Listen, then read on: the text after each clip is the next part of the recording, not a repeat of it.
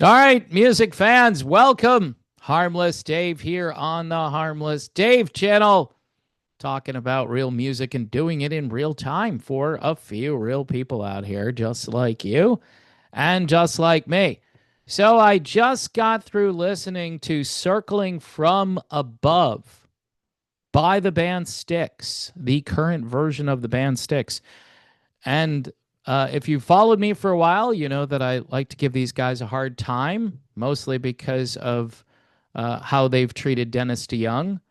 Um, but I'm probably going to be eating a lot of crow in this video. So, start bringing the crow in. Make sure you cook it because I'm not eating it raw.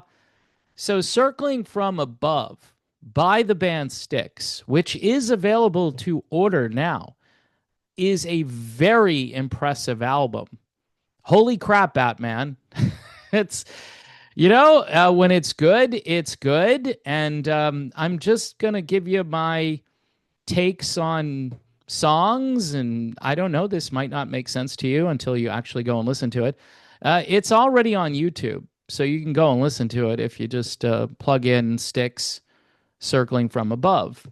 Um, this feels like a concept album. I'm not sure if it is or it isn't.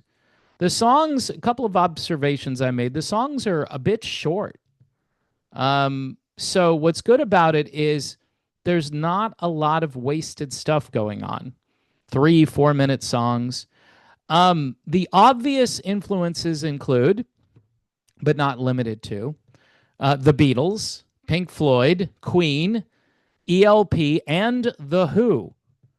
And I'll talk about the song where they imitate The Who because that's my favorite song on the record.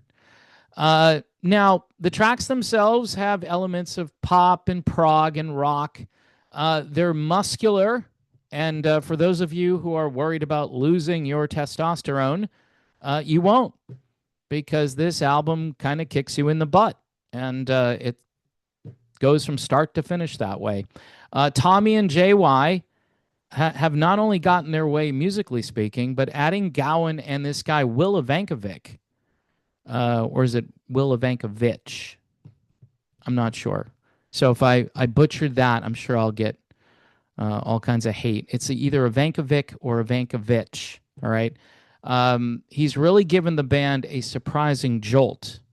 This is a very cohesive album. I mean, the instrumentation on this is just spectacular. And it's very analog from start to finish. The intro to the album is an instrumental, which then goes into some vocal parts, something that maybe Kansas would do, just to throw in another name here, at the beginning of an album, or maybe not Kansas, but oftentimes you get these introductions on more proggy things, and this is one of those. It does sound very Beatles and very Queen. Build and Destroy, which had been out for a while, I think is a very Pink Floydian track. Reminds me a lot of something that David Gilmour would do. They have a song called Michigan. This is kind of like the Beatles and maybe the Knack without the new wave vibe, replaced by a proggy thing instead. Really good song. It's like power pop. King of Love with a JY vocal, which is really cool. I get on JY all the time, but his vocal here works with Tommy.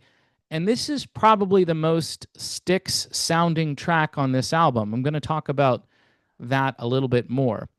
There's a song called It's Clear, which is another power progressive pop song.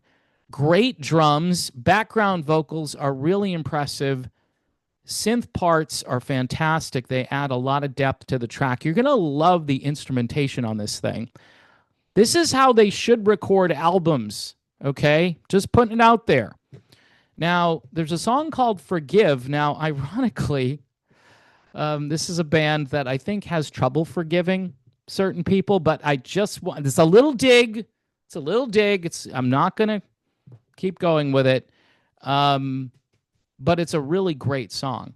It's an acoustic song. And again, lots of depth. And it's just I don't know, more Pink Floyd-ish, I guess. Everybody Raise a Glass could be a single, should be a single off of this. Super heavy Queen and ELO influence on the track. Background vocals. This is a Gowan song, and it's really good. I mean, there's not a bad song on this album. Blue Eyed Raven was really interesting. I wrote acoustic guitar madness, almost something Otmar Liebert would do with a violin, and of course with vocals. And by the way, Tommy, this totally makes up for Girls with Guns. All right, you're forgiven. Um, Nobody knows what I'm saying there. Girls with Guns was a song by Tommy Shaw way back in the early 1980s. She Knows. Now, these are the song titles. You can go listen to them yourself. Very Beatles. Very, very Beatles. Love the drums. Will Evankovic on vocals. Sounds a bit like Gowan, so I got a bit confused with the vocals, but Will is a very impressive singer. And he's in the band now, which makes sense to me. In fact, I will make some comments about Will toward the end here. Ease Your Mind is this piano interlude, which sets up the next song. The Things You Said, which sounds like a song by the Beatles, right? That's the name of the song, The Things You Said. Not The Things You Said Today, just The Things You Said. Beatles with some ELP and Queen. I believe it's Tommy singing here. I could be wrong about all this. This is a quick take, all right? Keyboards and guitars on this are very impressive. The outro is fantastic. This is classic rock, folks. This is classic rock the way it should be. Will classic rock play this album? I'm probably, after this review, I'm going to talk to my friends over at Modern Retro Radio because they need to be playing pretty much every song on this album. I would tell them to do that. We Lost the Wheel Again. This is my favorite song on the album. This sounds so much like The Who. It's almost scary. Like early 70s Who music. The drums are excellent. It's got that Pete Townsend acoustic guitar playing, and again, Will Evankovic on vocals, and he's terrific. He is really good imitating Roger. I think Gowan's on it too, so it's like this Pete and Roger thing going on with Gowan and Evankovic. I would release that as a single, even though it sounds a lot like The Who, and people are going to say, "Hey, you guys are copying The Who." I say, I don't really care. The song is that good. The last track is called Only You Can Decide. And this is very Pink Floydian, very David Gilmour Pink Floydian sounding with Tommy. I'll tell you what, there are all kinds of other twists and turns, like just tempo changes, which are really cool. Like chord progressions that you don't expect. Background vocals coming in at certain moments, big synth sounds that will really impress you. Here's the only downside, and it's not necessarily a downside, but Styx really did have a sound. I would say their sound was probably at its peak from, say, 1976, 77 up until maybe like 82. I know, obviously before Roboto, before Kilroy, right? Because everyone says that's when things went downhill. For those of you who like the more 70s sounding Styx music, I would say that the band has almost lost their musical identity here, even though they've put out this really impressive set of new material. I mean, this is some of the best music I've heard in a long time. Just being honest, you know? I know I get branded as the guy who hates the current version of Styx. I don't necessarily hate the current version of Styx, all right? I've said this over and over again. I wish they would reunite with Dennis DeYoung, do some gigs. And then Dennis even said, hey, I'll go and do my thing. You guys do your thing. Dennis is taking care of his wife these days, so maybe that's a non-issue at this point. I'm really impressed by this album, but did they kind of lose their sound by tapping into all of these other things that were big classic rock influences, probably not only to them, but to so many people? One thing I'll say too, now they're out on the road with Kevin Cronin, what's left of REO Speedwagon, and Don Felder. Now, what they should be doing is going out there with an up-and-coming proggy type band to open up for them. If I were the promoter, this is how I would handle it.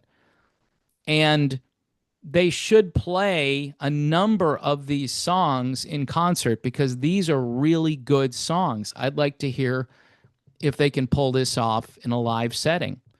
People should hear these songs. Classic rock radio. Will you guys, like, honest to goodness classic rock stations, not stations who think Soundgarden is classic rock, all right? Because this here is classic rock. Will you guys play something like this? I mean, you'll get all kinds of reaction to this if you actually start playing it. I don't know if they will. And this is the sad part of all this, because like many other bands, these guys are going out there and they're playing the same tired old songs. I mean, I like those songs. I mean, Fooling Yourself. They're gonna have to play Fooling Yourself, right? Which, it's a great song. But with that, type of album under your belt now, this type of album, you should be springing this on people, even people that have come to just hear the songs that they know. And if you toured with maybe an up-and-coming proggy sounding band, these guys, actually, Styx should probably go out there with the band Yes, if you want to go old school. And people, I think, would have different expectations of what they're going to hear. And you don't have to play Mr. Roboto if you don't want to play it. You know what I mean? You don't, even though the merch guy says you have to play it because people just want to hear the hits. This is the struggle for a band that is still doing really creative stuff. They put this out there, and it's like a tree falling in the forest. Is anyone going to hear it? I mean, if you don't get notifications about things, you don't know about it. And these days, you don't have any other connection to the music. I mean, you have to go digging and looking. And unless you're kind of like a music geek like I am, which I'm less of a music geek than I used to be, you're probably not even going to know that these guys have new stuff out there. Now, yes, they have a merch table. I'm sure they're going to be selling lots of CDs. But see, this type of music needs to be heard, and not just building your own playlist and so forth. This is stuff that should get on the radio. Now, the radio isn't as important as it used to be, but it would be a sign that, hey, even the industry is recognizing how good this is. And other than the band kind of losing their musical identity to some extent, this is a brilliant album. It's brilliant from start to finish. And it's probably the best album I've heard in the year 2025 thus far. I mean, every song is a little creative vignette, a little masterpiece. And if you just, the song they put out as a single, Build and Destroy, that might be one of the weaker tracks on this record. I mean, this thing just cooks from start to finish. And I would put out that Who song because we lost the wheel again. I would put that out as a single. Make the people on classic rock stations avoid that song. Let them try to avoid it. Say, hey, guys, are you going to play this? You should play this. Play it next to a Styx song or a Who song. People will love that song if they actually hear it and it's played a few times over and over. I mean, we used to play songs over and over again. That's how you get used to the song, and that's how people get into the song. So again, this album gets a 10 out of 10.